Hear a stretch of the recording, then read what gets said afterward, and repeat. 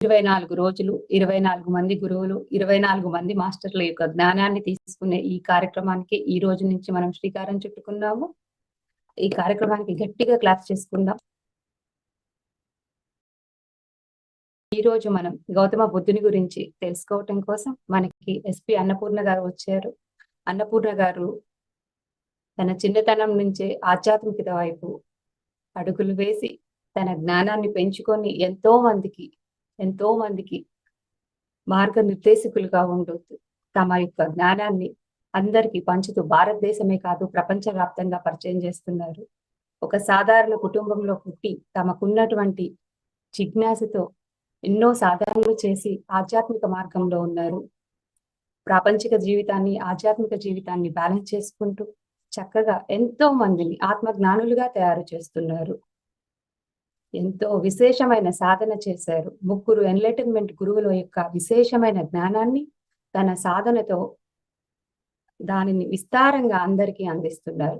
ఈ రోజు అటువంటి గ్రేట్ మాస్టర్ యొక్క విశేషమైన జ్ఞానాన్ని మనం తీసుకుందాం. వెల్కమ్ అమ్మా, నమస్తే అండి. వెల్కమ్. అన్మ్యూట్ చేసుకోండి మ్యామ్, మ్యూట్ లో ఉన్నారు. థ్యాంక్ యూ అండి. థ్యాంక్ యూ అమ్మా. నా వాయిస్ క్లారిటీ ఉందా తల్లి? ఉందండి.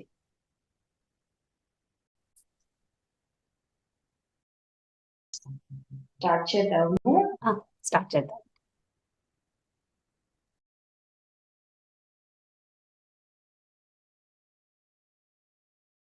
చేద్దాం. ప్రియమైన ఆత్మీయులారా, అందరికీ శుభోదయం. ఈ రోజు నుంచి పిఎంసి డిజిటల్ ఛానల్లో విశేషంగా ప్రారంభించుకుంటున్న గురు పరంపర అనేటటువంటి ఈ కార్యక్రమానికి అండ్ దీనికి శ్రీకారం చుట్టినటువంటి కార్యనిర్వాహకులకి అందరికీ నా శుభాకాంక్షలు.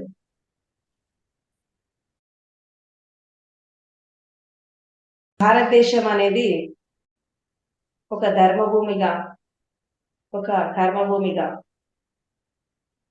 ఎంతో మంది విజ్ఞానులు, జ్ఞానులు జన్మించినటువంటి పుణ్యభూమిగా సనాతన కాలం నుంచి విరాజిల్లుతోంది.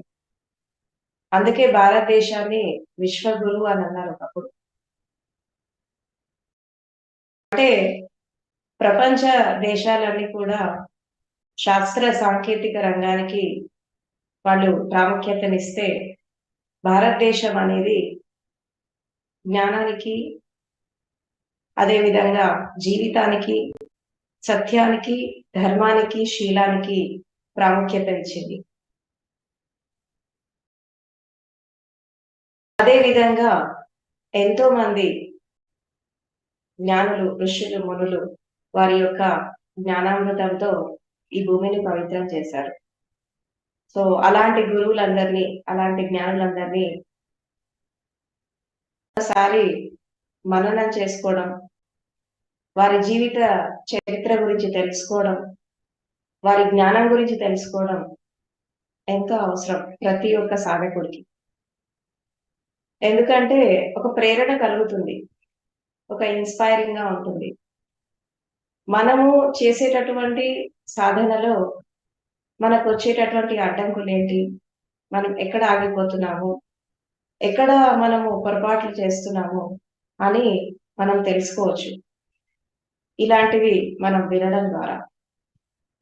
అండ్ వాళ్ళు ఎలా ఒక సంకల్ప బలంతో, ఒక తపనతో, దీక్ష దక్షతతో సాధన చేశారు, ఎంత కష్టపడ్డారు ఆ జ్ఞానాన్ని అందుకోవడానికి అని కూడా మనం తెలుసుకోవచ్చు. ఎందుకంటే ఒక వ్యక్తి ఆధ్యాత్మిక మార్గంలో ఉన్నత శిఖరాలను అధిరోహించాలంటే ఇక్కడ ముఖ్యంగా కావాల్సింది ఏంటంటే సంకల్ప బలం, తర్వాత దీక్ష దక్షత, ఒక తపన, ఒక తపస్సు చేయాలి. అప్పుడే మనిషి తను అనుకుంది సాధించగలుగుతాడు. అలా ఎంతో మంది మహానుభావులు భారతదేశంలో మనకి జన్మించారు. వారి యొక్క జ్ఞానాన్ని ఒక వరప్రసాదం లాగా అందించారు. సో వారందరికీ మన కృతజ్ఞతలు. ఎందుకంటే ఈరోజు మనము ఇంత జ్ఞానాన్ని మనం అందుకున్నాము. ఆ గురు పరంపరలో భాగంగా, గురు శిష్య పరంపరలో భాగంగా ఒకళ్ళ తర్వాత ఒకళ్ళు అలా దాన్ని కాపాడుకుంటూ అది మన దాకా తీసుకొచ్చారు ఆధునిక యుగంలో. ఎందుకంటే జ్ఞానం అనేది పంచేవాళ్ళు ఎంత పంచినా దాన్ని కాపాడే వాళ్ళు లేనప్పుడు అది మన దాకా వచ్చేది కాదు. సో అలాంటి గురు పరంపరలకి అందరికీ కూడా మనము కృతజ్ఞత తెలుపుకుంటూ ఈ కార్యక్రమాన్ని ప్రారంభిద్దాం.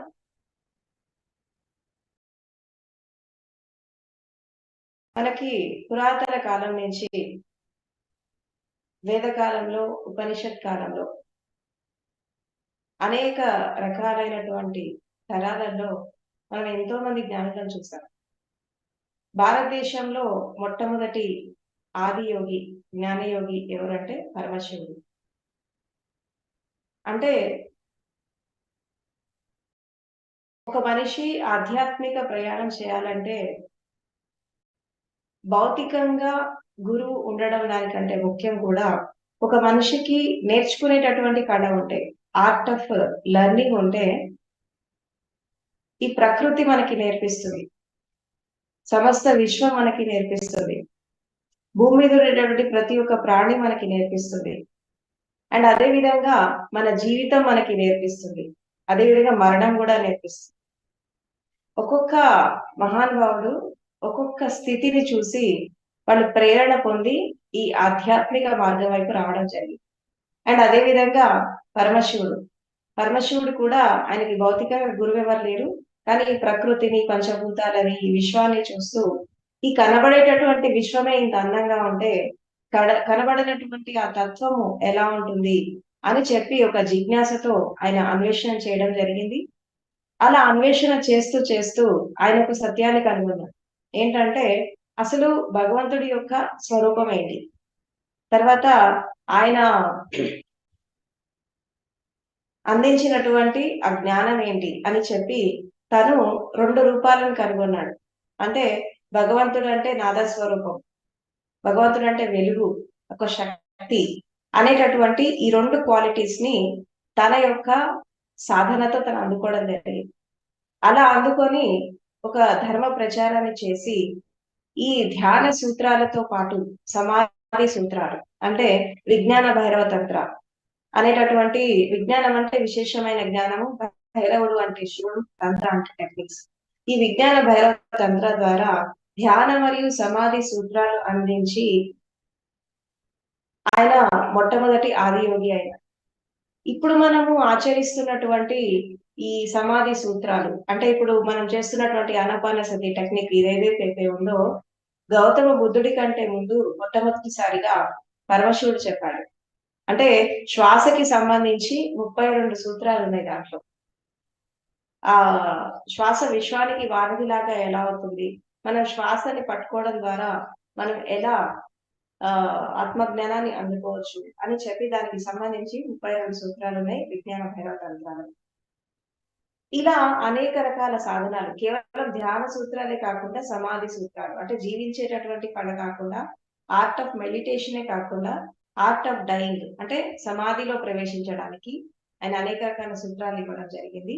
ఈ రోజుకి మనం అవి ఆచరిస్తాం. ఇది జరిగి దాదాపు కొన్ని లక్షల సంవత్సరాలు అయ్యింది. అండ్ అదే విధంగా మహర్షి పతంజలి కూడా అష్టాంగ యోగాలో ఈ సాధన పదం తర్వాత సమాధి పదం ఇవ్వడం జరిగింది. అంటే యమ, నియమ, ఆసన, ప్రాణాయామ, ప్రత్యాహార, ధారణ, ధ్యాన, సమాధి తర్వాత ఆఖరికి సమాధి పదం ఇవ్వడం జరిగింది. సమాధిలో 108 సూత్రాలు ఇవ్వడం జరిగింది.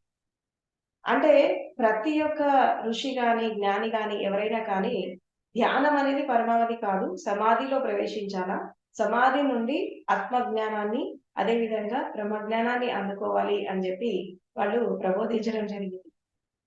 సో ఎప్పుడైతే ఒక మనిషి ధ్యాన స్థితిని పరిపూర్ణంగా అందుకుంటాడో, ధ్యానం అనేది పరిపూర్ణంగా సంభవిస్తుందో, అక్కడి నుంచి ఒక శూన్య స్థితిలో, ఒక నిరాకారంలో, నిర్వికారంలో వెళ్తూ, నిరహంకారంలో ఉంటూ ఆ సమాధి యొక్క సాధన అంటే జీవించి ఉండగా మరణించేటటువంటి కళ ఎవరైతే నేర్చుకుంటారో వాళ్ళకి ఈ యొక్క ఆత్మజ్ఞానం కానీ బ్రహ్మజ్ఞానం కానీ అందుతుంది అని చెప్పి ధ్యానం దగ్గరే ఆగిపోకుండా సమాధిలో కూడా ప్రవేశించి సమాధి సూత్రాలు కూడా ఇవ్వడం జరిగింది.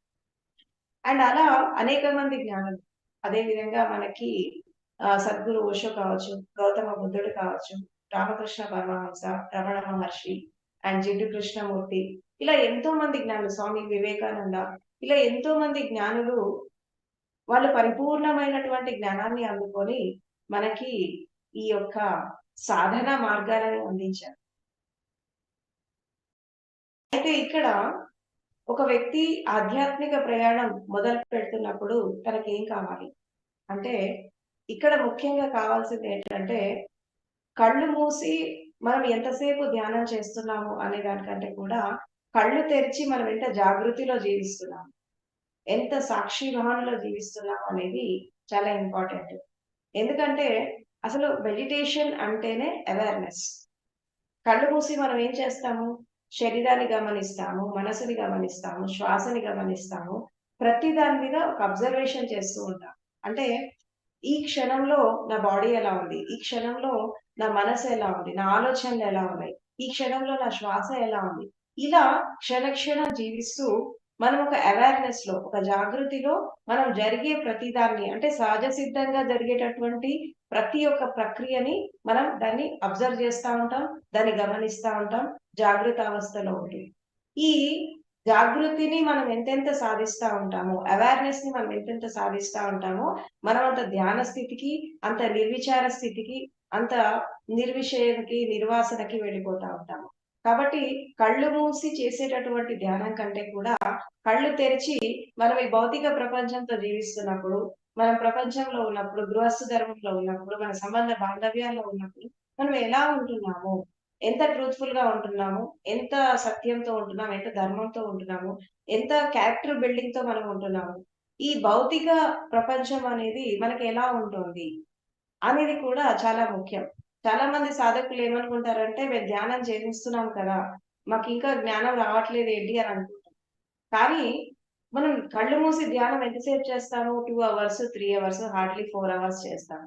కానీ ఎక్కువ శాతం మనం ప్రపంచంతోనే మమైకమైపోయి జీవిస్తున్నాం. ఇది ఒకటి గుర్తుపెట్టుకోవాలి. మనం చూస్తున్నాం డైలీ మన రొటీన్ లైఫ్ లో కూడా. సో ఇక్కడ ఏంటంటే, జాగృతిలో జీవించడం అంటే వర్తమానంలో జీవించడం, క్షణక్షణం జీవించడం. ఏ పని చేసినప్పటికీ కూడా మనస, వాచ, కర్మణ ఒక అంకిత భావంతో చేయడం, చేసే పని పట్ల ఒక అవేర్నెస్ తో చేయడం. ఇది అంటే కేవలం కళ్ళు మూసుకొని చేసేది మాత్రమే ధ్యానం కాదు. కళ్ళు తెరిచి మనం ఏ పని చేసినా మనం దాన్ని ఒక జాగృతిలో చేయగలిగితే చేసే ప్రతి పని కూడా ధ్యానం అవుతుంది. ధ్యానం అనేది అది ఒక వర్క్ కాదు. It is not a work. ఇదేంటంటే ఒక స్థితి, ఒక స్టేట్ అది. State of our being. అంటే ధ్యానం నిర్విషయ మనః అంటారు. నిర్విషయము, నిర్వాసన, నిరహంకారము, ఒక శాంతిలో ఉండేటటువంటి, ఒక శూన్యంలో ఉండేటటువంటి ఒక స్థితి. అంటే శరీరం లేకుండా, ఆలోచనలు లేకుండా, భావాలు లేకుండా, ఏమీ లేకుండా ఒక శూన్యంలో ఉండేటటువంటి స్థితి ఒక నిర్మలమైనటువంటి స్థితి. ఈ నిర్మలమైనటువంటి స్థితి మనకి కూర్చున్నప్పుడు రావాలి అంటే దినమంతా మనం ఎలా జీవిస్తున్నాము అనేది చాలా ఇంపార్టెంట్. మన డే ఎలా గడుస్తోంది? మన మాటలు, మన ప్రవర్తన, మన నడక, మన నడవడిక ఇది ఎలా ఉంది అనేది చాలా ఇంపార్టెంట్. దీని పట్ల అంటే కళ్ళు తెరిచి మనం ఏదైతే భౌతిక ప్రపంచంలో జీవిస్తున్నామో దీని పట్ల మనం ఎంత అవేర్నెస్ లో జీవిస్తున్నాం అనే దాన్ని బట్టి కళ్ళు మూసి మన సాధన ఎంత ఎదుగుతోంది అనేది ఒక యాడ్ స్టిక్ లాగా మనం చూసుకోవచ్చు. అంటే భౌతిక ప్రపంచంలో మనం జీవించే జీవితము మన సాధన మీద ఎఫెక్ట్ పడుతుంది. మన సాధన అనేది భౌతిక ప్రపంచంలో మన జీవితం మీద ఎఫెక్ట్ పడుతుంది. అంటే inner world, outer world. Inner, outer ఈ 2 కలుపుకొని వెళ్ళినప్పుడే సంపూర్ణంగా ఒక జ్ఞానాన్ని అందుకోవడం జరుగుతుంది. ఎందుకంటే భౌతిక ప్రపంచంలో మనం ఎక్కువ శాతం జీవిస్తున్నాం. కళ్ళు మూసి కొంతసేపే ఉంటున్నాం. కాబట్టి కళ్ళు తెరిచి మనం ఎలా ఉంటున్నాం అనేది ఇంపార్టెంట్. సో భారతదేశ ఆధ్యాత్మికత ఏం చెప్తోంది అంటే, జీవితాన్ని వ్యతిరేకించద్దు, ప్రపంచాన్ని వ్యతిరేకించద్దు, తర్వాత ప్రపంచాన్ని మనం వదిలేయాల్సిన అవసరం లేదు. మనం ఎక్కడైతే ఉన్నామో అక్కడ మనం ఒక అవేర్నెస్ లో జీవిస్తూ, ఒక డిటాచ్మెంట్ లో జీవిస్తూ, ఒక సాక్షి తత్వంలో జీవిస్తూ కూడా మనం జ్ఞానాన్ని అందుకోవచ్చు అని చెప్పి చాలా మంది జ్ఞానులు మనకి బోధించారు. అండ్ అందులో భాగంగా ఈరోజు మనము గౌతమ బుద్ధుడి గురించి, ఆయన యొక్క జీవిత విశేషాల గురించి మనం తెలుసుకున్నాము.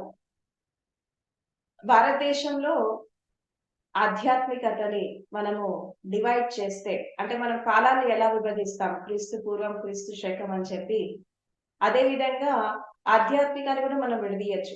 అంటే బుద్ధుడి కంటే ముందు, బుద్ధుడి తర్వాత అని చెప్పి మనము ఆధ్యాత్మిక యుగాన్ని మనం విడదీయచ్చు.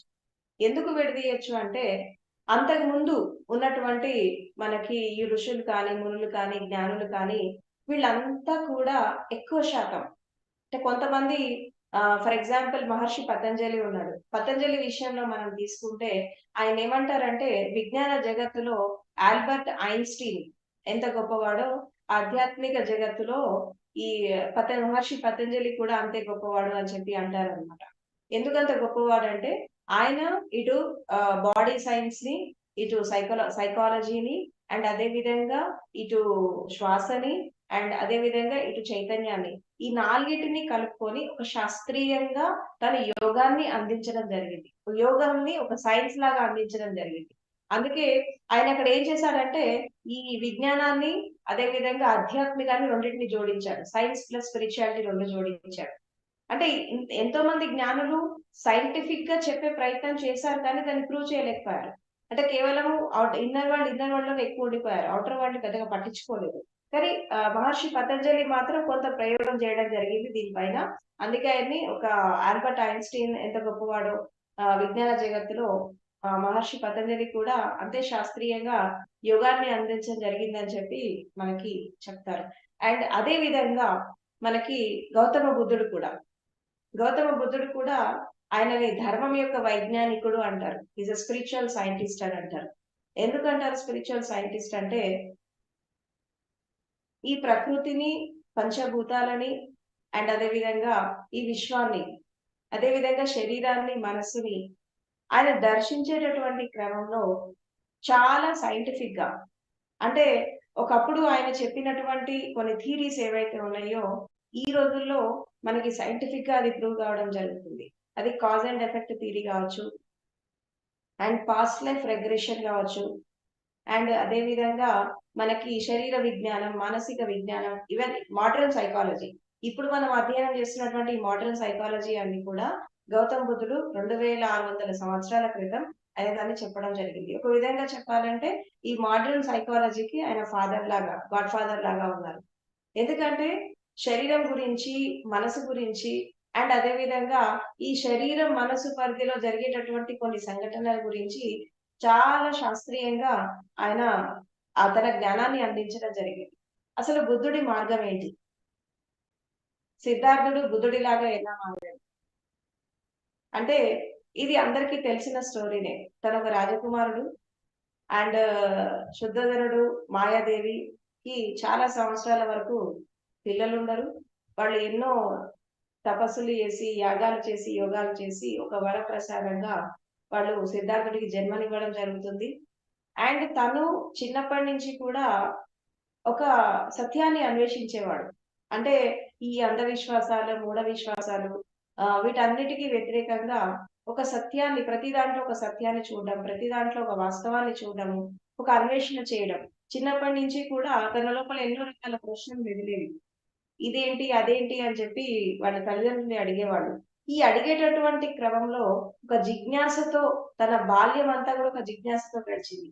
అండ్ అదే విధంగా ఒక స్థితి వచ్చేసరికి తనకి ఒక వైరాగ్యం వచ్చేసింది.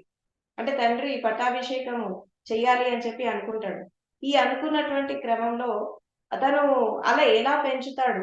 అసలు సిద్ధార్థుడిని ఎలా పెంచాడు అనంటే, ప్రపంచం అంటే తెలియకుండా, తర్వాత ఒక దుఃఖం అంటే తెలియకుండా, బాధ అంటే తెలియకుండా చాలా సుకుమారంగా పెంచాడన్నమాట. ఈ పెంచినటువంటి క్రమంలో ఆయనకి ఈ బాధలు, దుఃఖాలు, సంసారం ఇవన్నీ పెద్దగా తెలీదాయనకి. అంటే రాజభవనంలో రాజకుమారుడిలాగా పెరిగాడు, కానీ ఇవన్నీ తెలీదు. ఎప్పుడైతే తండ్రి పట్టాభిషేకం చేస్తాను అని అన్నప్పుడు, అప్పుడు సిద్ధార్థుడు ఏమంటాడంటే, నాకు ఈ రాజ్యం గురించి గాని, ఈ ప్రజల గురించి గాని నాకేం తెలీదు. ఏమి తెలియకుండా నేనెలా రాజుని కావాలి. కాబట్టి ఒకసారి నేను అలా వెళ్ళేసి చూస్తాను, ప్రజల స్థితిగతులు ఎలా ఉంటాయని చూస్తాను అని చెప్పి, చాలా సంవత్సరాల తర్వాత, తను పుట్టి పెరిగిన చాలా సంవత్సరాల తర్వాత తను ఆ ప్రజల మధ్యలోకి వెళ్ళడం జరుగుతుంది. అక్కడికి వెళ్ళాక అనేక రకాల స్థితులను చూస్తాడు. అంటే బాధల్లో ఉండేవాళ్ళని, కష్టాల్లో ఉండేవాళ్ళని, తర్వాత రోగాలతో ఉండేవాళ్ళు, తర్వాత తగాదాలు పడేవాళ్ళని, అండ్ అదే విధంగా రకరకాల స్థితులు. అంటే తను చూసినటువంటి జీవితం వేరు, తను పెరిగినటువంటి వాతావరణం వేరు. ఇక్కడ తను వాస్తవంగా ప్రజల స్థితిగతులు చూస్తున్నప్పుడు ఇదేంటి ఇలా ఉన్నారు అని ఒక ఆశ్చర్యకరం అనిపిస్తుంది తనకి. అండ్ ఆఖరిగా ఇదంతా చూస్తూ చూస్తూ వెళ్తున్నప్పుడు ఆఖరికి ఒక శవాన్ని కూడా చూస్తాడు. ఒక డెడ్ బాడీని కూడా చూస్తాడు. ఇదంతా చూస్తూ ఆఖరికి రథసారథిని అడుగుతాడు ఏంటంటే, అతన్ని ఎందుకు అలా మోసుకెళ్తున్నారు అని అడిగినప్పుడు, తను చనిపోయాడు కాబట్టి తీసుకెళ్తున్నారు శ్మశానంలో క్రిమేషన్ చేయడానికి అని అన్నప్పుడు, మరి నేను కూడా చనిపోతారా అని అడుగుతాడన్నమాట. అవును, ఎవరైనా చనిపోవాల్సిందే. పుట్టిన ప్రతి ప్రాణి ఏదో ఒక టైంలో చనిపోతారు. మరణం అనేది అది తథ్యం జరుగుతుంది అని చెప్పి అతను చెప్తాడన్నమాట. మరి ఈ చనిపోయే కాడికి అసలు ఈ దుఃఖం ఏంటి? బాధలేంటి? కష్టాలేంటి? ఇలాంటి ప్రజలకి నేను రాజుని కావాలా? ఇది జీవితం కాదు అని ఒకసారి మరణాన్ని చూసినాక, అంటే ఆ శవాన్ని చూసాక తనకొక రియలైజేషన్ వచ్చింది. అంటే ఒక్కొక్క జ్ఞాని ఒక్కొక్క స్థితిని చూసి మేల్కొన్నాడు. ఫర్ ఎగ్జాంపుల్ దత్తాత్రేయ స్వామి ఉన్నారు. ఆయన జీవితాన్ని చూసి జాగరణలోకొచ్చాడు. అంటే ఈ ప్రకృతిని, పంచభూతాల్ని, దీన్ని దాన్ని చూసి ఆయన అవేకెన్ అయ్యాడు. అండ్ అదే విధంగా గౌతమ బుద్ధుడు మరణాన్ని చూసి జాగృతమయ్యాడు. ఇంకొంతమంది విశ్వాన్ని చూసి జాగృతమైతారు. కొంతమంది అంటే మరణాన్ని చూసి, జీవితాన్ని చూసి, ప్రకృతిని చూసి జాగృతి పొంది, ఒక ప్రేరణ పొంది వాళ్ళు సత్యాన్వేషణ రావడం జరిగింది. సో, అదే విధంగా గౌతమ బుద్ధుడు కూడా మరణాన్ని చూసి అవేకెన్ అయ్యాడు. అంటే మనకి నేర్చుకునేటటువంటి కళ ఉన్నప్పుడు, అండ్ అదే విధంగా మనము ఒక స్థితిని చూసి దాంట్లో సత్యాన్ని అర్థం చేసుకునేటటువంటి ఒక జిజ్ఞాస మన లోపల ఉన్నప్పుడు, తప్పకుండా అక్కడి నుంచే ఒక సత్యాన్వేషణ, జ్ఞానాన్వేషణ మొదలవుతుంది ఒక మనిషికి జీవితంలో. అదే విధంగా బుద్ధుడు కూడా మరణాన్ని చూసి జాగృతమయ్యాడు. అలా అది చూసి, సంఘటన చూసి మళ్ళీ తిరిగి వెళ్ళేసరికి ఆయనకు ఆ రాత్రంతా నిద్ర పట్టదు. ఆలోచిస్తా ఉంటాడు. ఇదేంటి? అదేంటి? అని చెప్పి. ఇంకా ఇది కాదు. మనుషులు ఈ దుఃఖానికి, ఈ బాధలకి అసలు ఈ దుఃఖ విముక్తి మార్గం ఏంటి? మనిషి దుఃఖం లేకుండా అసలు జీవించలేడా? అసలు ఆనందకర స్థితి అంటే మనిషికి ఎలా ఉంటుంది? ఇదంతా నేను రాజుని కాకపోయినా ఎవరైనా రాజు కాగలరు. కానీ నేను ఈ దుఃఖానికి ఒక పరిష్కార మార్గం కనుగొనాలా? అండ్ నేను గూడా వాళ్ళని చూసాక నాకు గూడా అనిపిస్తుంది. నేను కూడా చాలా దుఃఖంలో ఉన్నాను. ఇన్నాళ్ళు ఒక విధంగా చెప్పాలంటే దుఃఖాన్నే సుఖమని నేను అనుకున్నాను. కానీ నేను గూడా అదే స్థితిలో ఉన్నాను. నా లోపల ఎన్నో రకాల ప్రశ్నలున్నాయి. వీటన్నిటికి నేను సమాధానం వెతకాలి. దీనికి ఒక సొల్యూషన్ వెతకాలి అనేటటువంటి ఉద్దేశంతో అదే రోజు రాత్రి ఆయన ఇల్లు వదిలేసి వెళ్ళిపోవడం జరిగింది. ఆ వెళ్ళిపోయినాక తను ఎన్నో రకాల సాధనలు చేశాడు. ఎన్నో రకాల ధ్యానాలు చేశాడు. చేస్తూ దాదాపు ఒక 12 సంవత్సరాలు ఒక కఠోరమైనటువంటి శ్రమ, కఠోరమైనటువంటి తపస్సు తర్వాత అంటే ఒక బియ్యపు గింజ తిని సాధన చేశాడు. ఆహారం మానేసి సాధన చేశాడు. నీళ్లు తాగకుండా సాధన చేశాడు. రకరకాల సాధనలు చేస్తూ శరీరాన్ని చిక్కి శల్యం చేసుకొని ఆఖరికి తను ఒక స్థితిలో సొమ్మసిల్లి పడిపోతాడు ఒక చోట. ఒక నిరంజన నది అని ఒకటి ఉంటుంది. దాన్ని దాటలేక పడిపోతాడు. ఆ పడిపోతున్నటువంటి క్రమంలో సుజాత అనే ఒక ఆవిడొచ్చేసి చూడు, నీ శరీరం అనేది చాలా నీరసంగా ఉంది. నువ్వు చాలా వీక్‌గా ఉన్నావు. ఇలా ఉంటే నువ్వు జ్ఞానాన్ని అందుకోవడం అనేది తర్వాత విషయం. కానీ నువ్వు అసలు ఎంతకాలం బతుకుతావో తెలీదు. కాబట్టి శరీరాన్ని కాపాడుకుంటేనే కదా మనం ఏదైనా సాధించేది అని ఆమె చెప్పినప్పుడు ఆమె మాటలకు ఒక ప్రేరణ పొంది తను ఒక పూట ఆహారం తీసుకొని మళ్ళీ సాధన చేయడం మొదలుపెట్టాడు. ఈ సాధన చేయడం మొదలుపెట్టినప్పుడు తనకి ఒక 3 నెలల్లో తను ఈ యొక్క జ్ఞానోదయాన్ని అందుకోవడం జరిగింది. అందుకే సిద్ధార్థుడు బుద్ధుడైపోయాడు. సిద్ధార్థ అనేటటువంటి పదానికి అర్థం ఏంటంటే అభిలాష తీర్చేవాడు. అంటే తల్లిదండ్రుల కోరిక తీర్చడానికి భూమి మీద జన్మించాడు. అదే విధంగా అనేక రకాలైనటువంటి సాధనలకి అండ్ అదే విధంగా అనేక రకాలైనటువంటి సాధకులకి అనేక అనేక స్థితులలో వాళ్ళు ఎలా ఉండాలి అనేటటువంటి అన్వేషించేటటువంటి ప్రతి ఒక్క వ్యక్తికి తన జ్ఞానాన్ని అందించడానికి, తర్వాత సాధకుల యొక్క కోరిక తీర్చడానికి కూడా తను ఈ భూమి మీద జన్మించాడు. కేవలం తల్లిదండ్రుల కోసమే అనుకున్నారు స్టార్టింగ్‌లో. కానీ ఒక ప్రపంచాన్ని ఉద్ధరించడానికి, ప్రపంచానికి ఒక మార్గనిర్దేశకుడి లాగా, అండ్ అదే విధంగా ఒక సంబోధిని, జ్ఞానాన్ని అందించడానికి, నిజమైనటువంటి ధర్మాన్ని అందించడానికి ఒక వారధిలాగా ఉంటాడు గౌతమ బుద్ధుడని ఆ రోజు ఎవరు ఊహించరా ఆయన జన్మించినప్పుడు. కానీ అది జరిగింది. అదే విధంగా సిద్ధార్థుడు అనే పదానికి అర్థం ఏంటంటే సిద్ధి యొక్క అర్థం తెలుసుకున్నవాడు. అండ్ అదే విధంగా ఎదుటి వాళ్ళ యొక్క అభిలాష తీర్చడానికి తన లోపల ఉండేటటువంటి సత్యాన్ని కనుగొని ఆ పరమ సత్యాన్ని 10 మందికి అందించేవాడు. అండ్ అదే విధంగా ఈ సిద్ధార్థుడు బుద్ధుడైపోయాడు. మరి బుద్ధుడు అనే పదానికి అర్థం ఏంటి అంటే ఆయన ఏం చెప్తాడంటే ఏచ బుద్ధ అతీతాచ ఏచ బుద్ధ అనాగత పస్స బుద్ధ జయేదమ్మ అహం వందామి సర్వదా అంటాడు. అంటే నాకంటే ముందు ఎంతో మంది బుద్ధ పురుషులు ఉన్నారు, నా తర్వాత కూడా ఎంతో మంది వస్తారు, ఇప్పుడు నా సమకాలికంగా ఎంతో మంది ఉన్నారు, అలాంటి వాళ్ళందరికీ నా నమస్కారం అని అంటాడు. ఇక్కడ బుద్ధ అంటే గౌతమ బుద్ధుడు అని కాదు. బుద్ధుడు అనే పదానికి అర్థం ఏంటంటే ఒక అవేకెండ్ వన్, సంపూర్ణమైనటువంటి జాగృతిలో వచ్చినటువంటి వ్యక్తి, సంపూర్ణంగా జ్ఞానాన్ని పొందినటువంటి వ్యక్తి, పరిపూర్ణమైనటువంటి ఈ విశ్వ రహస్యాన్ని తెలుసుకున్నటువంటి ఒక వ్యక్తిని మనం ఏమంటామంటే బుద్ధుడు అంటాం. బుద్ధుడు అంటే వ్యక్తి కాదు, ఒక శక్తి. ఎవరైనా బుద్ధుడు కావచ్చు, ఎవరైనా బుద్ధత్వాన్ని అందుకోవచ్చు, ఎవరైనా జ్ఞానోదయాన్ని అందుకోవచ్చు అని చెప్పి ఒక నూతన ఒరవడితో తన జ్ఞానాన్ని అందించాడు. అండ్ అదే విధంగా ఈ మనకి బుద్ధ వందన ఒకటి ఉంటుంది, నమో తస్స భగవతో అర్హతో సమ్మా సంబుద్ధస్స అంటాడు. అంటే ఈ బుద్ధుడు ఏంటంటే ఎవరైతే అర్హంతుడైతాడో, ఎవరైతే తథాగతుడు అవుతారో, ఎవరైతే ఈ జనన మరణ రహస్యాలను తెలుసుకుంటారో, ఎవరైతే సంపూర్ణంగా సంబోధిని అంటే జ్ఞానోదయాన్ని అందుకుంటారో అలాంటి బుద్ధ పురుషులందరికీ నా నమస్కారం అని చెప్పి తను జ్ఞానులందరినీ ఒక తాటిపైకి తీసుకొచ్చాడు. తీసుకురావడమే కాకుండా వాళ్ళ యొక్క విజ్ఞానాన్ని శాస్త్రీయంగా అందించాడు. అంటే ఇటు సైన్స్ ప్లస్ స్పిరిచువాలిటీని కలిపి తను ఆ యొక్క జ్ఞానాన్ని అందించడం జరిగింది. అందుకే బుద్ధుడిని స్పిరిచువల్ సైంటిస్ట్ అంటారు. అసలు బుద్ధుడి మార్గం ఏంటి అంటే బుద్ధుడు తన మార్గాన్ని 3 భాగాలుగా డివైడ్ చేశాడు. ఒకటి ఏంటంటే శీలం, సమాధి, ప్రజ్ఞ. శీలం అంటే ఏంటి అంటే ప్రతి వ్యక్తి శరీరాన్ని శుద్ధి చేసుకోవాలి, అదేవిధంగా మనసుని శుద్ధి చేసుకోవాలంటే క్యారెక్టర్ బిల్డింగ్ చేసుకోవాలి అని చెప్పాడు. అంటే పంచశీలాల గురించి చెప్పాడు. ఒకటి ఏంటంటే అహింస, రెండవది అసత్యం మాట్లాడదు, మూడవది దొంగతనం చేయదు, నాలుగవది వ్యభిచారం చేయదు, ఐదవది ఏంటంటే మత్తు పదార్థాలకి దూరంగా ఉండాలి. అంటే ఈ 5 క్వాలిటీస్, అంటే ఒకటి ఏంటంటే అహింస. ఈ అహింస గురించి చెప్తూ అంటే మనస వాచ కర్మణ మనము ఏ జీవికి కానీ ఏ మనిషికి కానీ ఎవరికి కానీ హాని తలపెట్టద్దు. అహింసనే పరమధర్మం అని చెప్తారు. ఎందుకు పరమధర్మం అని చెప్తారంటే భూమి మీద ఒక జీవి డిస్టర్బ్ అయితే ఈ ఎకలాజికల్ బ్యాలెన్సెస్ ప్రకారం ఏంటంటే ఒక జీవి డిస్టర్బ్ అయితే ఇంకో జీవి డిస్టర్బ్ అవుతుంది. ఎందుకంటే ఈ యొక్క సమస్త విశ్వం అంతా కూడా ఒక ఆర్గానిక్ యూనిటీ లాగా ఉంది. ఈ ఆర్గానిక్ యూనిటీ లాగా ఉండేటటువంటి ఈ విశ్వంలో, ఈ ప్రపంచంలో ఒక జీవి డిస్టర్బ్ అయితే ఇంకో జీవి డిస్టర్బ్ అవుతుంది అనేటటువంటి ఉద్దేశంతో ఈ హింసని చేయకూడదు అని అంటారు. అండ్ అదే విధంగా హింస అనేది శారీరకంగా జరుగుతుంది, మానసికంగా జరుగుతుంది, మాటల ద్వారా జరుగుతుంది, రకరకాల ప్రక్రియలో హింస జరుగుతూ ఉంటది. ఈ రకరకాల ప్రక్రియల్లో ఈ హింస జరుగుతున్నటువంటి క్రమంలో మనము అహింస మార్గంలోకి రావాలి.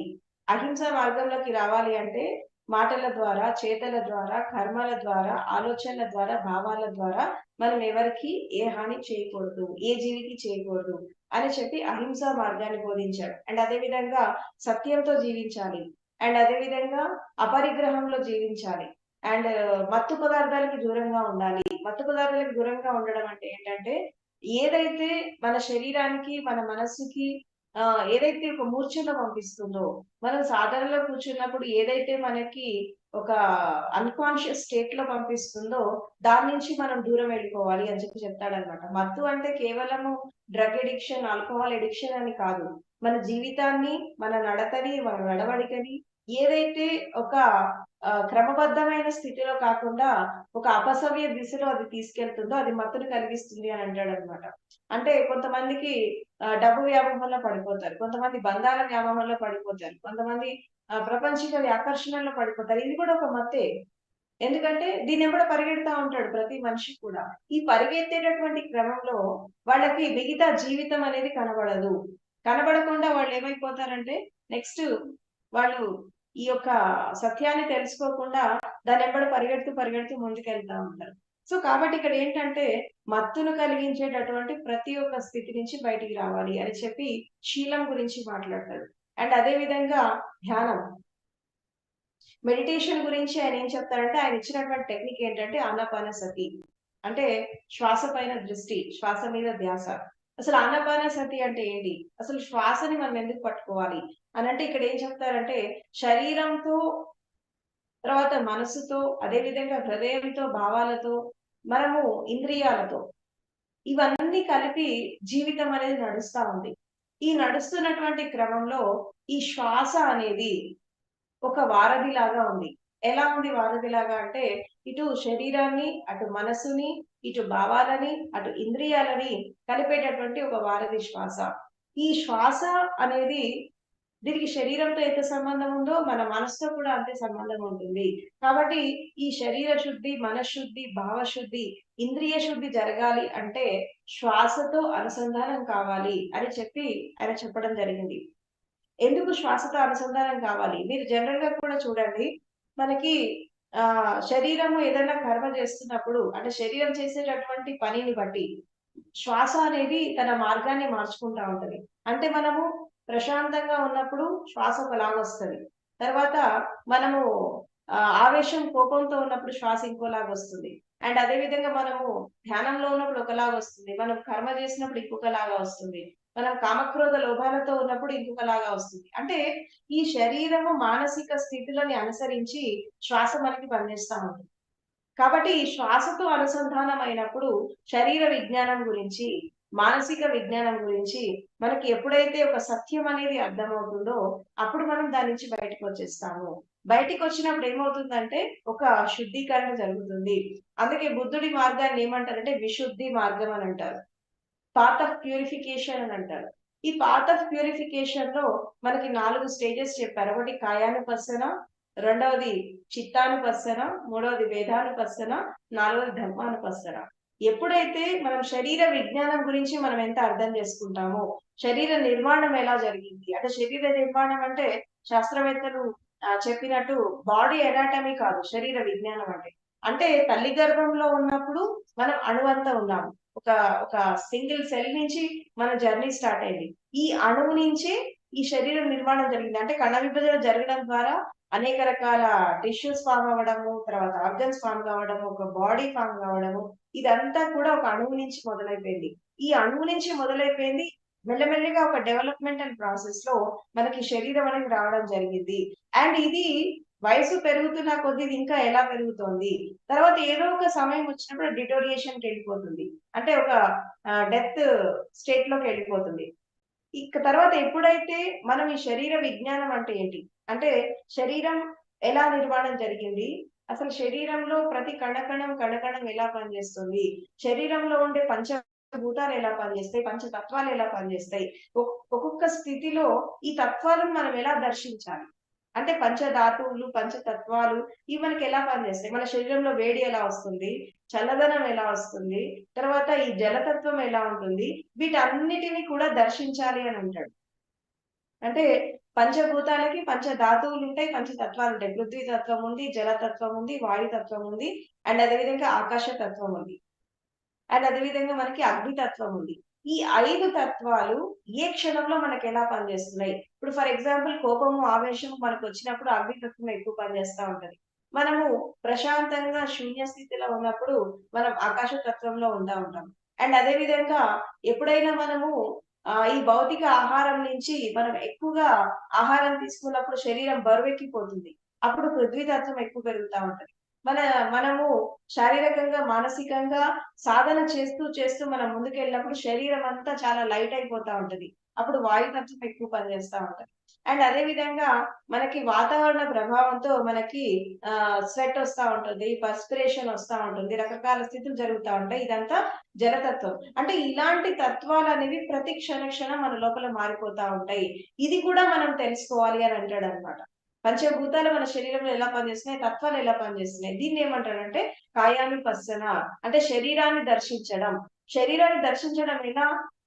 మన మనసు కోరుకున్నట్టు కాదు, మనసు కల్పన చేసినట్టు కాదు, సత్యాన్ని ఉన్నది ఉన్నట్టుగా దర్శించాలా. అంటే యథాభూత జ్ఞాన దర్శనం. యథా వాంఛితం కాదు, యథా కల్పితం కాదు, సత్యాన్ని ఉన్నది ఉన్నట్టుగా చూడాలి. అండ్ అదే విధంగా మనసు గురించి చెప్తూ చిత్తానుపర్శనలో మనసు గురించి చెప్తాడు.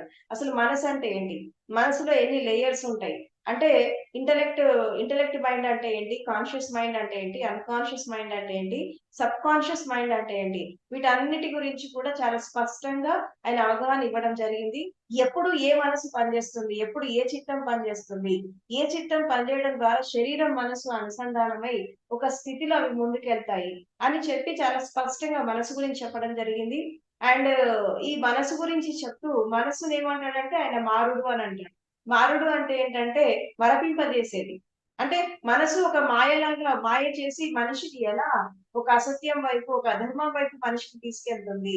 అసలు మనసులో ఏముంటాయి అంటే ఒకటి రాగం ఉంటుంది, రెండోది ద్వేషం ఉంటుంది. ఈ రెండు ఉన్నటువంటి స్థితిలో కృష్ణ ఉంటుంది. రాగం అంటే ఏంటి, నేను నాది అనుకునే దాని పట్ల ఒక వ్యామోహం, ఒక ఆసక్తి. నాది కాదు అన్నప్పుడు దాని పట్ల ఒక విరక్తి, ఒక ద్వేషం. ఈ రాగద్వేషాల మధ్యలో మనసు అనేది ఊగిసలాడుతుంది. మంచి నుంచి చెడుకి, చెడు నుంచి మంచికి అది ఫ్లక్చుయేట్ అవుతా ఉంటుంది. దీన్ని మనము ఒక బ్యాలెన్సింగ్ గా తీసుకెళ్లాలంటే సమతలో ఉండాలి అని అంటాడు. సమత అంటే స్థిత ప్రజ్ఞత. స్థితి ఏదైనా ఒక ఈక్విలిబ్రియంతో, ఈక్వానిమిటీతో, ఈక్విపాయిస్ ఆఫ్ మైండ్ తో మనం ఎప్పుడైతే బ్యాలెన్స్ గా జీవిస్తామో జీవితంలో, మనం ఆటోమేటిక్ గా ఎలాంటి స్థితి అయినా మనం ఎదుర్కొంటాం అని అంటాడు. అందుకే బుద్ధుడి మార్గాన్ని మధ్య మార్గం అని అంటాడు. మధ్య మార్గం అంటే అతి అనేది ఎక్కడ పనికిరాదని అంటాడు. ఎక్స్ట్రీమిటీకి వెళ్ళొద్దు అంటాడు. ప్రతి దాంట్లో ఒక బ్యాలెన్సింగ్ ఉండాలని అంటాడు. అందుకే ఆర్య అష్టాంగిక మార్గం అంటే బుద్ధుడు చెప్పినటువంటి అష్టాంగ మార్గాలు ఏవైతే ఉన్నాయంటే సమ్యక్ దృష్టి, సమ్యక్ వాణి, సమ్యక్ కర్మ, సమ్యక్ ఆజీవిక, తర్వాత సమ్యక్ జాగృతి, అండ్ అదే విధంగా సమ్యక్ స్వీకార భావం, సమ్యక్ ధ్యానం, సమ్యక్ సమాధి. ఇది 8 రకాల మార్గాలు ఏవైతే ఉన్నాయో వీటన్నిటిని కూడా ఆయన సమంగా తీసుకెళ్ళాలి అని అంటాడు. ధ్యానం కూడా కరెక్ట్ గా చేయాలి అంటాడు. ఈవెన్ జ్ఞానోదయం వచ్చినా ఒక సమ్యక్ రూపంలో రావాలి అంటాడు. ఇక్కడ ప్రతి దాంట్లో కూడా ఈ అభూత కల్పనలు, అంధవిశ్వాసాలు, అంధశ్రద్ధ, వీటన్నిటికీ ఇప్పుడు సోకాల్డ్ దర్శనాలు అని అంటారు మనకి. ఈ దర్శనాలు కూడా సమ్యక్ రూపంలో జరగాలి అని అంటాడు. ఇక్కడ కూడా మనసు ఊహలు, మనసు కల్పనలు ఇది కాదు, సత్యాన్ని ఉన్నది ఉన్నట్టుగా చూడాలి. ఎప్పుడైతే సత్యాన్ని ఉన్నది ఉన్నట్టుగా మనం చూసినప్పుడు ఆటోమేటిక్ గా మనకి ఆ పరమ సత్యంతో మనం ఒకటైపోతాము. అంటే ఆయన ఏం చెప్తాడు, ఆర్య సత్యాల గురించి చెప్తాడు. ఏంటంటే జీవితం అంటే దుఃఖం అని అంటాడు. ఎందుకు దుఃఖం అంటే తల్లి గర్భంలో నుంచి మనం జన్మిస్తున్నప్పుడు ఆ ప్రసవ వేదన ఆ తల్లికి ఎలా ఉంటుందో బయటకు వచ్చిన ఆ బిడ్డకు కూడా అంతే సఫర్ అవుతా ఉంటాడు. కాబట్టి జన్మనే దుఃఖంతో మొదలైంది. ఇంకా జీవితంలో మనం ముందుకెళ్తున్నటువంటి క్రమంలో అనేక రకాల దుఃఖాలు ఉన్నాయి. అనేక రకాల బాధలు, వ్యాధులు, తర్వాత అనేక రకాల కోరికలు, వాసనలు, ప్రాపంచిక దుఃఖాలు, సంసారంలో దుఃఖాలు, రకరకాల దుఃఖాలు ఉన్నాయి. ఈ దుఃఖ విముక్తి మార్గం ఏంటి? జీవితం అనేది దుఃఖం కాబట్టి ఈ దుఃఖానికి కారణం ఏంటి అన్నప్పుడు ఆయన రెండు చెప్తాడు. ఒకటి రాగము, రెండవది ద్వేషం. దీన్ని ఏమంటే తృష్ణ అంటాడు. రాగం అంటే ఏంటి, ఒక వ్యామోహం, అటాచ్మెంట్. ప్రతి దాని పట్ల మనకుండే అటాచ్మెంట్. ఈ అటాచ్మెంట్ ఏమవుతుందంటే మనసు దానికి అటాచ్ అయినప్పుడు మనకి మనసుకి నచ్చినట్టు జరిగితేనేమో మనం సంతోషంగా ఉంటాం, మనసుకి వ్యతిరేకంగా జరిగితే దుఃఖంలో ఉంటాం. అంటే ఒక స్థితి పట్ల, ఒక వ్యక్తి పట్ల, ఒక వస్తువు పట్ల, లేదంటే ప్రపంచం పట్ల అనేక రకాల ఆకర్షణలు చిక్కుకొని ఈ వ్యామోహంలో మనం ఎప్పుడైతే వెళ్తామో, ఈ రాగంలో మనం ఎప్పుడు వెళ్ళినప్పుడు అక్కడ ఏమవుతుందంటే మనకి అక్కడ రాగం వచ్చేస్తుంది, ఆసక్తి వచ్చేస్తుంది. ఈ ఆసక్తి మనం అనుకున్నట్టు అది నెరవేరినప్పుడు దాని పట్ల ద్వేషం వచ్చేస్తుంది. కాబట్టి ఈ రాగము, ద్వేషము, దీని తృష్ణ అన్నట్టు. ఈ తృష్ణనే మనిషి జన్మకి కారణం. ఈ తృష్ణనే మనిషికి దుఃఖానికి కారణం. ఈ తృష్ణ ఎలా పోతుంది, దీన్ని మనం ఎలా తీసేసుకోవాలి అంటే అప్పుడు చెప్తాడు. ఈ అష్టాంగ మార్గాన్ని మనం ఆచరించాలి జీవితంలో. ఈ అష్టాంగ మార్గాన్ని ఏమంటారంటే ఆర్ట్ ఆఫ్ లివింగ్ అంటారు. ఈ ఆర్ట్ ఆఫ్ లివింగ్ మనం ఎప్పుడైతే తెలుసుకొని ముందుకు వెళ్తామో ఆటోమేటిక్ గా ధ్యానం అనేది పరిపూర్ణంగా సిద్ధిస్తుంది. అంటే కళ్ళు తెరిచి మన భౌతిక ప్రపంచంలో జీవిస్తున్నప్పుడు ఈ అష్టాంగ మార్గాన్ని మనం ఆచరించినప్పుడు, అంటే మనం కర్మ ఎలా చేయాలా, తర్వాత మనము దృష్టి ఎలా ఉండాలి, మాటలు ఎలా ఉండాలి, సంకల్పం ఎలా ఉండాలి, ఎలా అవేర్నెస్ తో జీవించాలి, తర్వాత ఎలా మనం ఒక సాక్షితత్వంలో జీవించాలి, ఇదంతా మనం ప్రాక్టీస్ చేస్తున్నప్పుడు ఆటోమేటిక్ గా కళ్ళు మూసి మనము మెడిటేషన్ చేస్తున్నప్పుడు ఆటోమేటిక్ గా మనకి ఆ నిర్విచార స్థితి, నిర్మలమైన స్థితి చాలా త్వరగా వస్తుంది అని చెప్తాడన్నమాట. కాబట్టి ఇక్కడ కేవలం బుద్ధుడు ధ్యానం గురించి మాత్రమే చెప్పలేదు, నెక్స్ట్ సమాధి గురించి చెప్తాడు. నెక్స్ట్ సమాధి అంటే ఏంటి? సమాధి అంటే ఏంటంటే జీవించి ఉండగా మరణించేటటువంటి కళ, ఆర్ట్ ఆఫ్ డైయింగ్. అంటే మనం బ్రతికి ఉన్నప్పుడే మరణం యొక్క అనుభవాన్ని తీసుకోవాలి. నిజంగా మరణం వస్తే ఎలా వస్తుంది, ఎలా సంభవిస్తుంది, మనం ఆ స్థితిలో ఉన్నప్పుడు మనం ఎలా ఉంటాము, జీవించే కళతో పాటు మరణించే కళ కూడా నేర్చుకోవాలి. ఈ మరణించే కళనే సమాధి అనుభవం అంటారు. ఈ సమాధి అనే పదానికి అర్థం ఏంటంటే మనిషి ఎన్నో జీవితాల నుంచి, ఎన్నో జన్మల నుంచి తన లోపల ఎన్నో రకాల ప్రశ్నలు, ఎన్నో రకాల సందేహాలు, సంశయాలు, ఇవన్నీ ఎన్నో ఉంటూ ఉంటాయి. వాటన్నిటికీ ఒక సమాధానం దొరికేటటువంటి స్థితి సమాధి. ఈ సమాధిలోకి ప్రవేశించినప్పుడు మనిషి ధ్యానం అనేది ఒక శూన్య స్థితికి తీసుకెళ్తుంది. శరీరాన్ని, మనసుని శుద్ధి చేస్తుంది. అంటే ధ్యానం ఏం చేస్తుంది ఇక్కడ అంటే, ఇక్కడ బుద్ధుడు ఏం చెప్తాడంటే ప్రతి వాళ్ళు రోగగ్రస్తమైన మనసుని తీసుకొని వెళ్తున్నారు. ఈ రోగగ్రస్తమైన మనసుకి ధ్యానం అనేది ఒక ఔషధం అని అంటాడు. అందుకే ధ్యానం ద్వారా ఏం జరుగుతుందంటే ఒక శుద్ధీకరణ జరుగుతుంది. శరీర శుద్ధి, మనశుద్ధి, భావశుద్ధి జరుగుతుంది. అక్కడ వరకు ధ్యాన స్థితి అయిపోతుంది. అంటే శరీరం నిర్మలమైంది, మనసు నిర్మలమైంది, అన్ని శూన్యం అయిపోయాయి. ఇక్కడ నుంచి ఇంకొక జర్నీ స్టార్ట్ కావాలి. శూన్యం నుంచి పూర్ణం వరకు ప్రయాణం జరగాలి అంటే అక్కడి నుంచి సమాధిలోకి ప్రవేశించాలి. రియల్ ఇన్నర్ జర్నీ అనేది ఎక్కడ మొదలవుతుంది అంటే సమాధిలో మొదలవుతుంది. అంటే ఒక శూన్యం నుంచి, ఒక నిరాకారం నుంచి ముందుకి ఎలా వెళ్తాము అనేది ఆ సమాధి అనుభవంలో మనకు తెలుస్తుంది. ఎప్పుడైతే ఈ సమాధి అనేది పరిపూర్ణంగా వస్తుందో మనిషి జనన మరణాల రహస్యము, ఈ పంచభూతాల యొక్క రహస్యము, తర్వాత ఈ ప్రకృతి రహస్యము, ఈ విశ్వ రహస్యాలన్నీ తేటతెల్లం అయిపోతాయి. ఇవన్నీ తేటతెల్లం అయిపోయాక నెక్స్ట్ ఒక నిర్వాణ పదంలోకి వెళ్తాడు మనిషి. నిర్వాణం అంటే ఏంటంటే ఒక విధంగా చెప్పాలంటే మనం దాన్ని బుద్ధత్వం అంటాము, జ్ఞానోదయం అంటాం, ఎన్లైటన్మెంట్ అంటాం. కాబట్టి ఈ శీల సమాధి ప్రజ్ఞతో అంటే జ్ఞానాన్ని అందుకోవడంతో ఒక మనిషి పరిపూర్ణంగా ఆ స్థితిని అందుకోవచ్చు అని చెప్పి ఈ కాయానుపස්සన, తర్వాత చిత్తానుపස්සన, తర్వాత వేదన అంటే ఏంటంటే అనుభవం. జీవితంలో ప్రతిదీ కూడా మనకి మంచి చెడు అనుభవాలు జరుగుతూ ఉంటాయి. ఈ జరుగుతున్నటువంటి క్రమంలో దాన్ని మనం అర్థం చేసుకొని జీవించాలి. ప్రతి అనుభవం నుంచి మనం ఒక గుణపాఠం నేర్చుకోవాలి. ప్రతి స్థితి నుంచి మనం నేర్చుకోవాలి. ఆర్ట్ ఆఫ్ లెర్నింగ్ అనేది ఉండాలి. ఈ ఆర్ట్ ఆఫ్ లెర్నింగ్ అనేది ఎప్పుడైతే మనకు ఉంటుందో ప్రతిదీ మనకి నేర్పిస్తూ ఉంటుంది. ఈ శరీరంలో వచ్చే దుఃఖం గాని, మనసులో వచ్చే దుఃఖం గాని, రకరకాల వ్యాధులు గాని, ఇవన్నీ కూడా ఎందుకు వస్తున్నాయి, దాని వెనకాల ఉన్నటువంటి కారణం ఏంటి, ఈ వేదన అనేది ఎలా ఉంటుంది. వేదన అంటే ఎక్స్పీరియన్స్. ప్రతి దాని పట్ల ఒక అనుభవాన్ని తీసుకోవాలి. అనుభవాన్ని తీసుకొని దాని నుంచి ఒక సత్యాన్ని గ్రహించాలి. అండ్ అదే విధంగా లాస్ట్ కి ధర్మానుపස්සన. అసలు ధర్మం అంటే ఏంటి? ఎప్పుడైతే మనకి ఈ శరీరం గురించి, మనసు గురించి, ఆ తర్వాత ఈ పంచభూతాల గురించి, ప్రకృతి గురించి మనం ఎప్పుడైతే ఒక అనుభవపూర్వకంగా తెలుసుకుంటామో నెక్స్ట్ ధర్మం ఏంటి? ఆ ధర్మం ఏంటి అంటే ఇక్కడ విశ్వధర్మం అంటాడు. ఇక్కడ మనకి ఇప్పుడు ప్రపంచంలో మనం చూస్తున్నట్టు ఈ మతాన్ని, ధర్మాన్ని యాడమ్ చేసి చెప్పలేదు అక్కడ. ఆయన ఏమంటాడు, ధర్మం అంటే ప్రకృతి ధర్మాలు, ధర్మం అంటే విశ్వధర్మం. అంటే ధర్మం అనేది సార్వజనీనంగా ఉంటుంది, సార్వభౌమికంగా ఉంటుంది, సార్వలౌకికంగా ఉంటుంది. ప్రతి వారి పట్ల సమానమైనటువంటి న్యాయం ఇస్తుంది. ప్రతి వారి పట్ల సమానంగా అది వ్యక్తపరుస్తుంది అనేటటువంటి ఉద్దేశంతో ధర్మాన్ని ఆయన కొత్తగా బోధించాడు ధర్మాన్ని. అంటే దీన్ని ధర్మచక్ర ప్రవర్తన అంటాడు.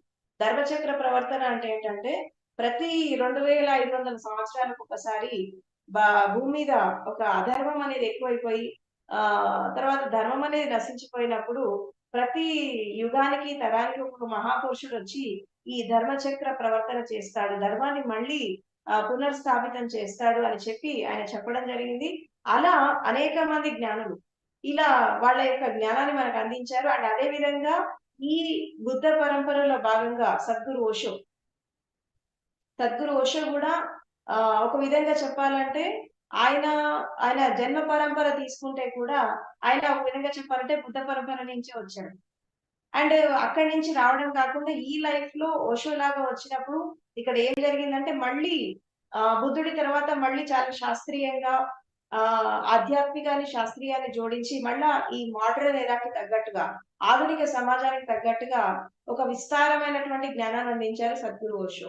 అంటే ఆయనని మాస్టర్ ఆఫ్ మాస్టర్స్ అంటారు. గురువులకే గురువు అంటారు. అంటే ఒక విధంగా చెప్పాలంటే పరమశివుడి నుంచి మొదలుపెడితే అన్ని రకాల ధర్మ గ్రంథాలు, అన్ని రకాల శాస్త్రాలు, అంతమంది గురువుల పరంపర ఇదంతా కూడా ఆయన మాటల్లో మళ్ళీ ఆయన జీవింపజేశాడు ఆధునిక యుగంలో.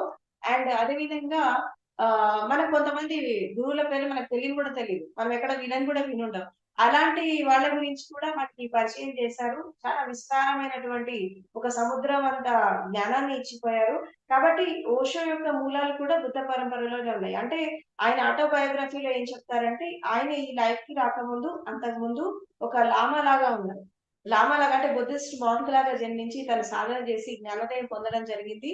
ఈ పొందడంతో పాటు తను ఈ లైఫ్‌కొచ్చాక జ్ఞానాన్ని విస్తారంగా పంచడానికే వచ్చాడు అని చెప్పి ఆయన స్వయంగా తన ఆటోబయోగ్రఫీలో చెప్పడం జరిగింది.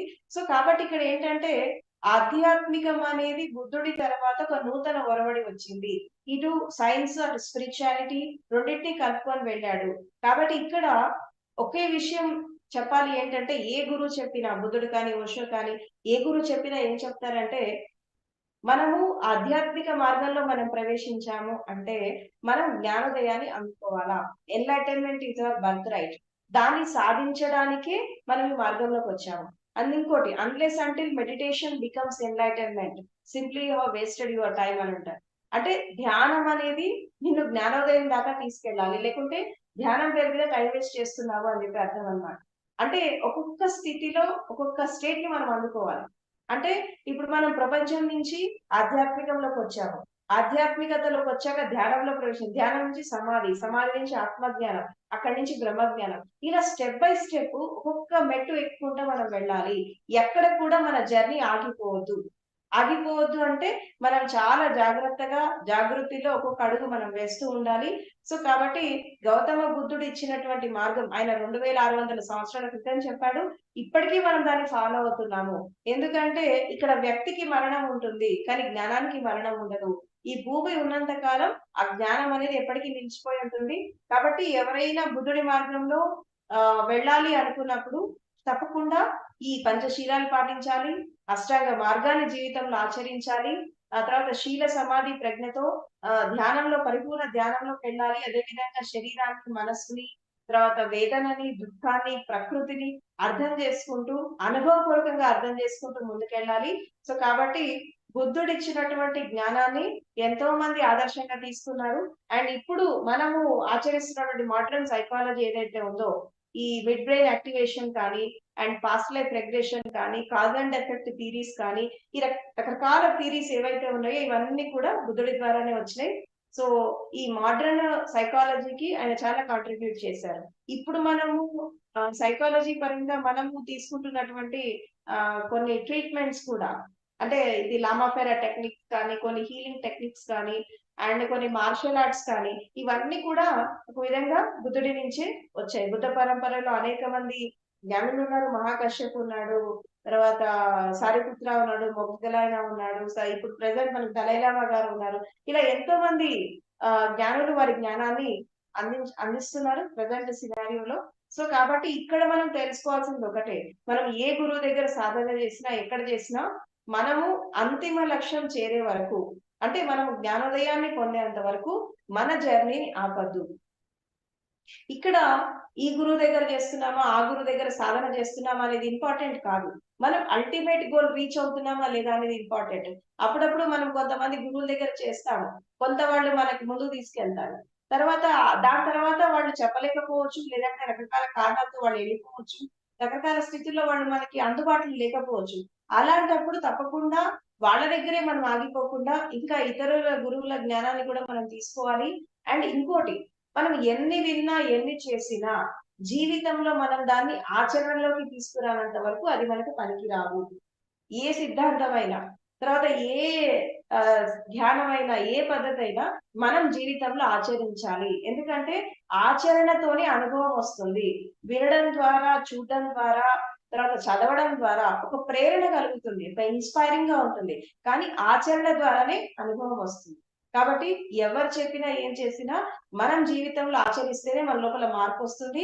ఆ మార్పు మన లోపల సంభవించినప్పుడే మనము ఒక ఉన్నతమైన స్థితికి వెళ్తాము. కాబట్టి ఎవరైనా కానీ ఆత్మజ్ఞానం అందుకోవాలా, జ్ఞానోదయం అందుకోవాలి. ఎవరైతే ఈ జన్మలోనే, ఇంకా ఈ జన్మ కాదు, ఈ జన్మలోనే జ్ఞానోదయాన్ని అందుకోవాలనుకున్న వాళ్ళకి నేను చాలా రకాలుగా నేను గైడ్ చేస్తున్నాను.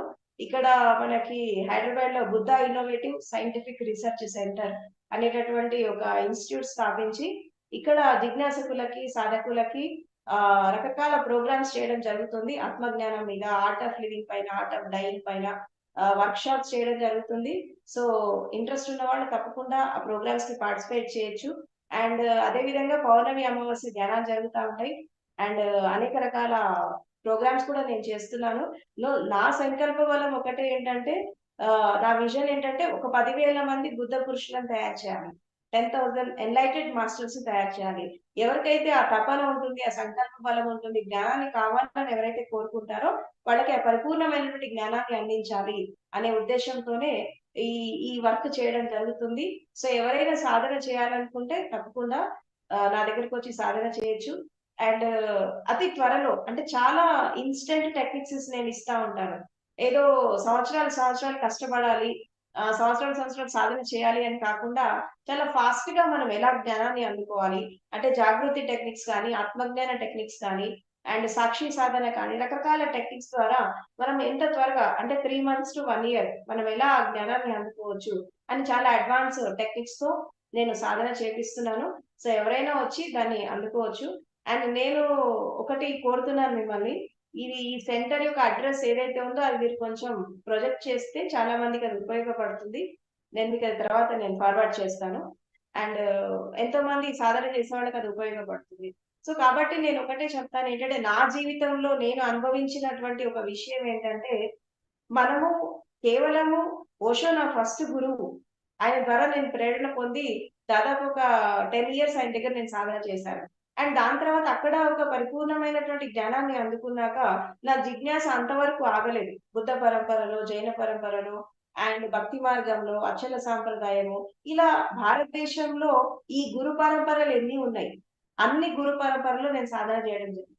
సాధన చేయడమే కాకుండా ఒక పరిపూర్ణమైనటువంటి స్థితికి నేను అందుకోవడం జరిగింది. అంటే నాకు అనిపించింది, అంటే నేను ఒక స్పిరిచువల్ రీసెర్చ్ చేశాను.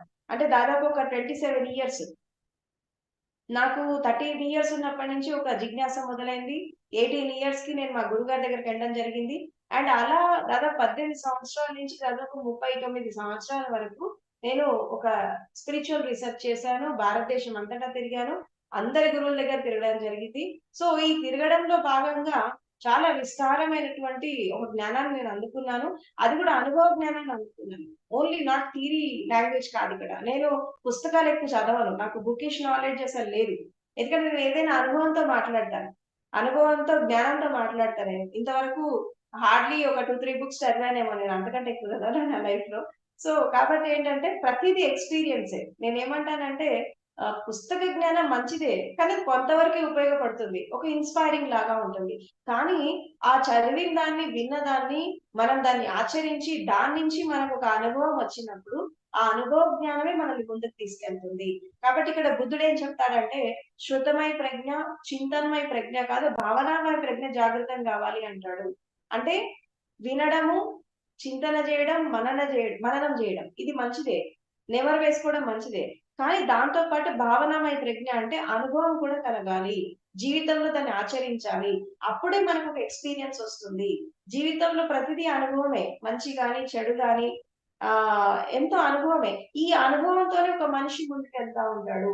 కాబట్టి ఈ అనుభవంతోనే మనము ఒక స్థితిలోకి వెళ్తా ఉంటాము. కాబట్టి ఆధ్యాత్మికం అంటేనే అనుభవము. Spirituality is nothing but it's an experience. And whatever you are witnessing, we are seeing, we have to experience it in our daily life, day to day routine life. So కాబట్టి ఇక్కడ ఏంటంటే మనం ప్రతిదీ అనుభవంతో వెళ్ళాలి. ఇప్పుడు ఇంద్రియాల పరిధిలో జరిగేటటువంటి అనుభవాలు ఉన్నాయి. ఇప్పుడు రుచి గాని, సువాసన గాని, శ్రవణం గాని, తర్వాత స్పర్శ గాని, ఇవన్నీ కూడా ఇంద్రియాల పరిధిలో జరిగే అనుభవాలు మనకు ఎలా అర్థమవుతాయి? అనుభవిస్తేనే అర్థమవుతాయి. అండ్ అదే విధంగా ఈవెన్ సత్యం విషయంలో, ధర్మం విషయంలో, పరమ సత్యం విషయంలో, ఈవెన్ భగవంతుడి విషయంలో కూడా మనం ఎక్స్పీరియన్స్ చేస్తేనే మనకు అది తెలుస్తుంది. వేరే వాళ్ళ అనుభవం మన అనుభవం కాదు. వేరే వాళ్ళ స్థితి మన స్థితి కాదు. కాకపోతే ఒక ప్రేరణ కలిగిస్తది. ఓకే. మనకు ఒక వ్యక్తి నచ్చాడనుకోండి, ఒక గురువు నచ్చాడనుకోండి, ఆయన మార్గంలో మనం వెళ్తాము. మనం వెళ్ళి మనం మళ్ళీ మన అనుభవం మనకొస్తుంది. మన ఎక్స్‌పీరియన్స్ మనకొస్తుంది. కాబట్టి ఎవరి జ్ఞానం వాళ్ళకే ఉంటుంది. ఇప్పుడు జ్ఞానోదయంలో కూడా చాలా స్టేజెస్ ఉంటాయి. ఎన్‌లైటన్‌మెంట్‌లో చాలా స్టేజెస్ ఉంటాయి. ఒక్కొక్క వ్యక్తికి ఒక్కొక్క స్థితిలో జ్ఞానం అందుకోవడం జరుగుతుందన్నమాట. ఈ జ్ఞానాన్ని అందుకునేటటువంటి క్రమంలో ఎవరి అనుభవం వాళ్ళకుంటుంది. ఎవరి ఎక్స్‌పీరియన్స్ వాళ్ళకుంటుంది. ఒకేలాగా అందరికీ జరగదు.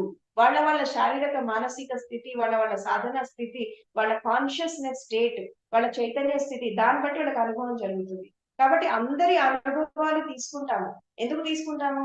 మనం ఎక్స్‌పీరియన్స్ చేయాలని. ఎందుకు? ఎందుకంటే ఏదో ఒక మార్గాన్ని మనం అన్వేషించి ముందుకు వెళ్తున్నప్పుడు మనకంటూ ఒక అనుభవం వస్తది. మనకంటూ ఒక ఎక్స్‌పీరియన్స్ వచ్చినప్పుడు అప్పుడు మన అనుభవాన్ని మనం షేర్ చేస్తాం. సో, కాబట్టి ఇక్కడ నేనేం చెప్తానంటే మానవ జన్మ వచ్చింది.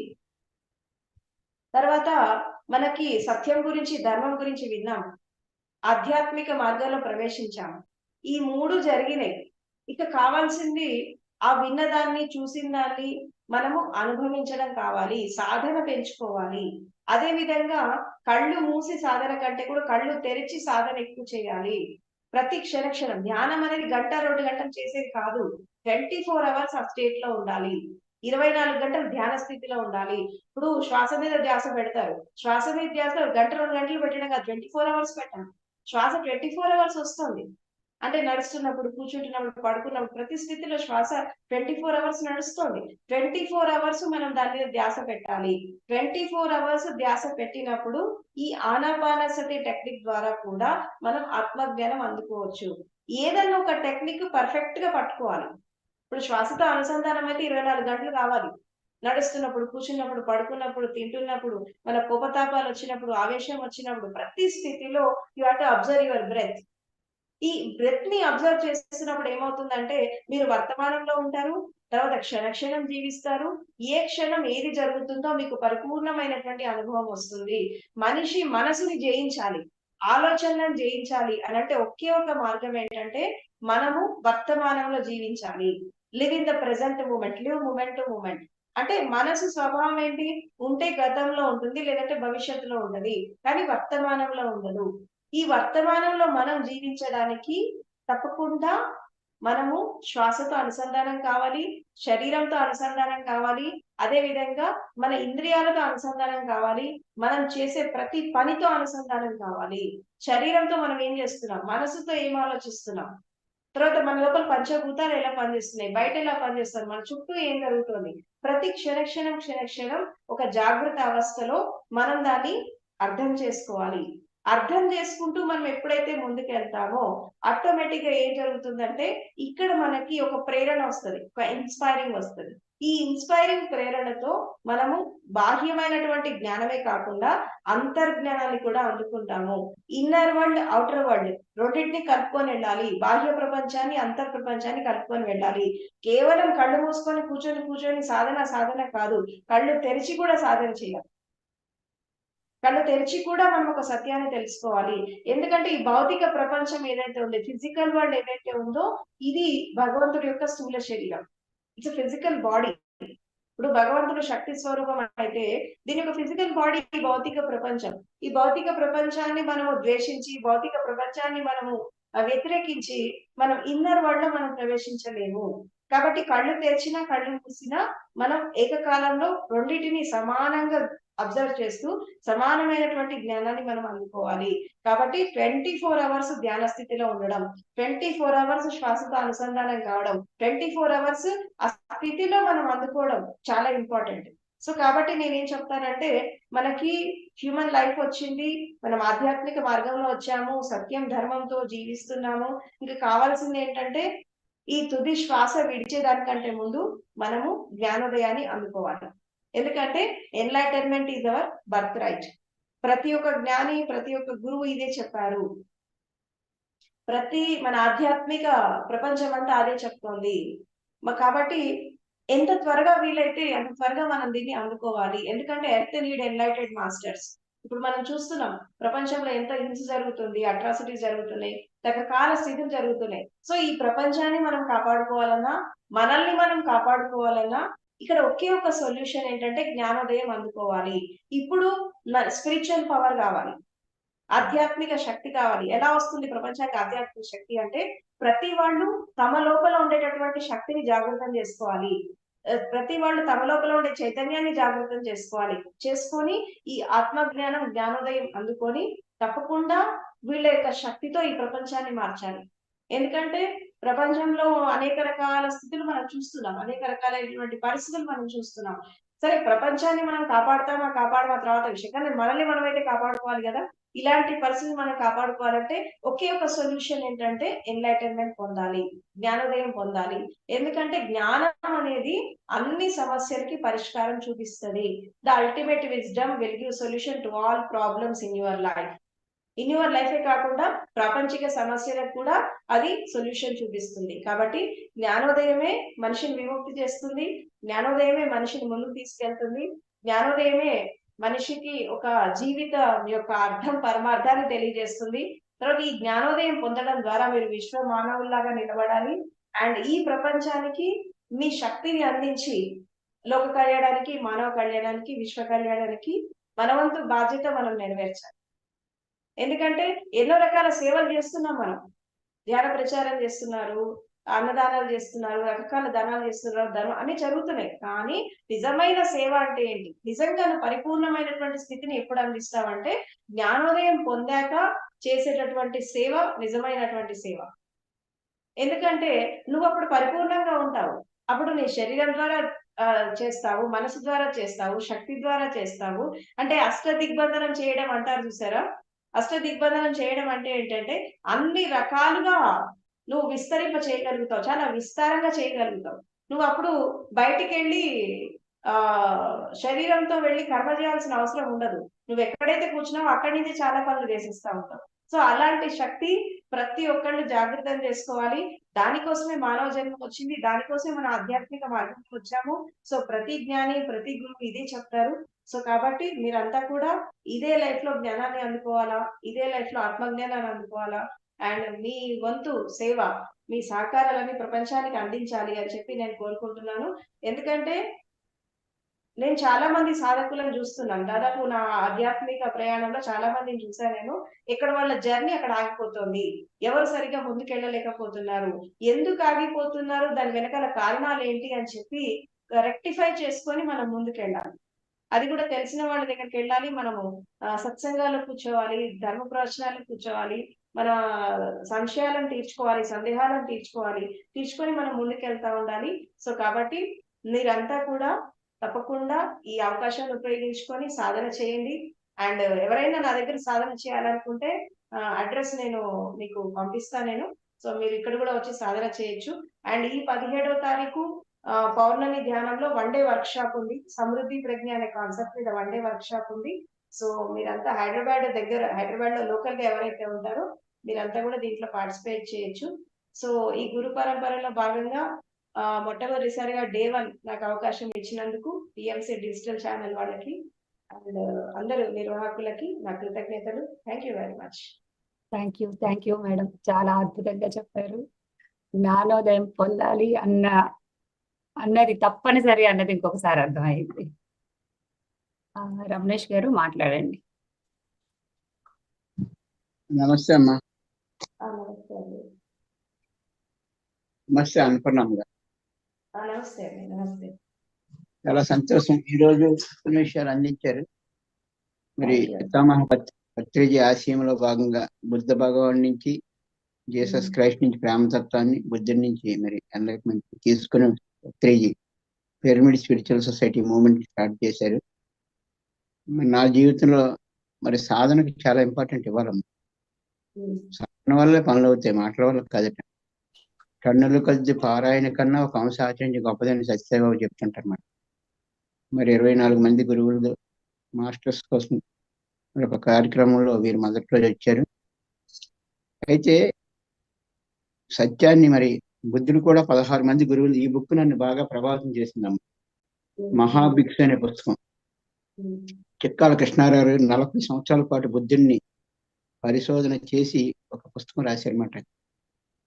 అసలు బుద్ధ భగవానుడు ఒక్కొక్క గురువు దగ్గర నుంచి ఎలా వెళ్ళాడు, ఆ గురువు దగ్గర నుంచి ఇంకో గురువు దగ్గరికి ఎలా వెళ్ళాడు, ఆ బుద్ధాలకు రామపుత్రుడు ఇవన్నీ ఏ విధంగా వెళ్ళాడు మొత్తం ఉంది. ఎంత చెప్పడం టైం పడుతుంది, కానీ అప్పటికన్నా ఇప్పుడు ఇంకొక ప్రజ్ఞ ఉందని చెప్తున్నాడు ఎసెన్షియల్ బుక్ లో. డైరెక్ట్ గా బుద్ధ భగవానుడు వచ్చాడు, మీరు పొందిన సత్యాన్ని నాకు ఇవ్వండి అని అడిగితే అది నేను ఇవ్వలేను మీకు, నేను వెళ్ళే మార్గాన్ని చెప్పగలను అన్నాడు బుద్ధ భగవాన్. కానీ వీళ్ళందరూ బుద్ధుడిని వెంబడించారట. ఈరోజు అనేక కోణాల్లో మీరు చెప్పారు ఈ విషయాలన్నీ కూడా, సాధనతలకు ఇంపార్టెన్స్. అయితే కానీ ప్రయాణం చేయవలసిన వాళ్ళు మాత్రం మీరే. వాళ్ళు అలా అతను అనుసరించడము అతన్ని నచ్చలేదు, కానీ వాళ్ళు అనుసరించారట. ప్రతి గురువుని అనుసరించాడు, పాదాలు పట్టుకున్నారు కానీ పదాలు పట్టుకోలేదు అంటున్నారు. ఈరోజు మీరు ఆ విషయంలో మరి ఒక 10,000 మందిని తయారు చేయాలని ఒక ఆలోచన కలిగింది. ఆ బోధిసత్వుని గురించిన చాలా గ్రంథాలే వచ్చేసాయట. అతని గౌరవార్థం ఎన్నో ఆలయాలు వెలిసాయట. అతను చేసిన ప్రయాణాల గురించి, అతను నేర్చుకున్న దాని గురించి ప్రపంచం అంతా చెప్పుకుంటూనే ఉన్నారు. ఇప్పుడు పత్రిక గారి గురించి చెప్పుకోవడం ఎక్కువైపోయింది, కానీ ఒక్క మాట మనకు చెప్పాలని ఆయన ఇవాళ ఇక్కడికి వచ్చాడు. ఈ జ్ఞానాన్ని, ఈ దివ్య అవగాహన ఆ జీవిత కాలంలో కన్నా ఇప్పుడు ఆ ఎన్లైట్మెంట్ కి అవకాశం చాలా ఎక్కువ ఉందట 2000 సంవత్సరాల క్రితం కన్నా. ఇలాంటప్పుడు మహానుభావుడు బుద్ధ భగవాన్ మళ్ళీ వచ్చారు వైత్రేయ బుద్ధుడిగా. ఈ సమయంలో వారికి 18 ఆదర్శ సూత్రాలు పెట్టారు, 9 జ్ఞాన నవరత్నాలు పెట్టారు. అది ఎవరిని అంటే లిట్మస్ టెస్ట్ ఎవరి కాలే పెట్టుకోవాలి. ఇది బంగారం బంగారం అనుకొని తిరిగితే అవదట. బంగారం దాని మీద గీసినప్పుడు కరెక్ట్ గా తెలిసిపోతుంది. అది ఎవరు సరావుకి తెలుస్తుంది, నిపుణుడికి తెలుస్తుంది. అలా మీరు అనేక సాధనలు చేసి మరి చాలా అద్భుతంగా చేశారు. చాలా సంతోషం అమ్మా ఈరోజు మీరు రావడం పిఎంసి డిజిటల్ ద్వారా.